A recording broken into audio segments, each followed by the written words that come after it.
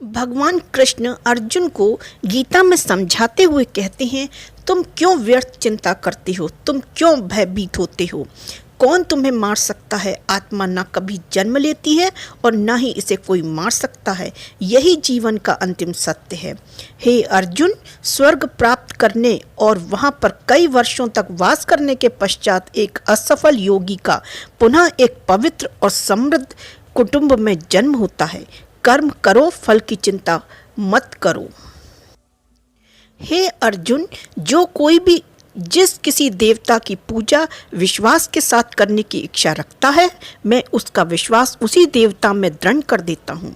जो हुआ वो अच्छा हुआ, जो हो रहा है वो अच्छा हो रहा है, और जो भी होगा वो अच्छा ही होगा। नरक के 3 द्वार होते हैं, वासना, क्रोध और लालच। कर्म मुझे बांधता नहीं, क्योंकि मुझे कर्म के प्रतिफल की कोई इच्छा नहीं है। समय से पहले और भाग्य से अधिक किसी को कुछ नहीं मिलता।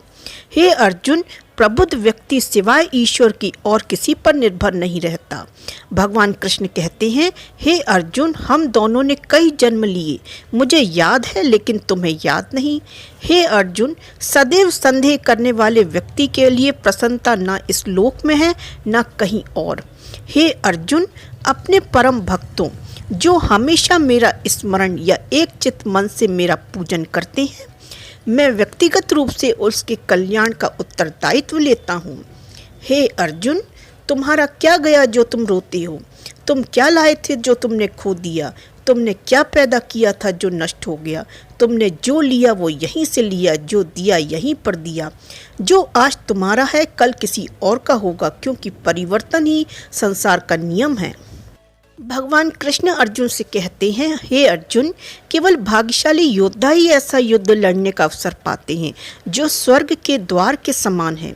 मनुष्य को जीवन की चुनौतियों से भागना नहीं चाहिए, ना ही भाग्य और ईश्वर की इच्छा जैसे बहानों का प्रयोग करना चाहिए। हे अर्जुन, ज्ञानी व्यक्ति ज्ञान और कर्म को एक रूप में देखता है, वह सही मायने में देखता है। जो होने वाला है वो होकर ही रहता है, और जो नहीं होने वाला वो कभी नहीं होता। ऐसा निश्चय जिनकी बुद्धि में होता है उन्हें कभी चिंता नहीं सताती। जब जब इस धरती पर पाप, अहंकार और अधर्म बढ़ेगा तो उसका विनाश कर धर्म की पुनः स्थापना करने हेतु मैं अवश्य अवतार लेता रहूँगा।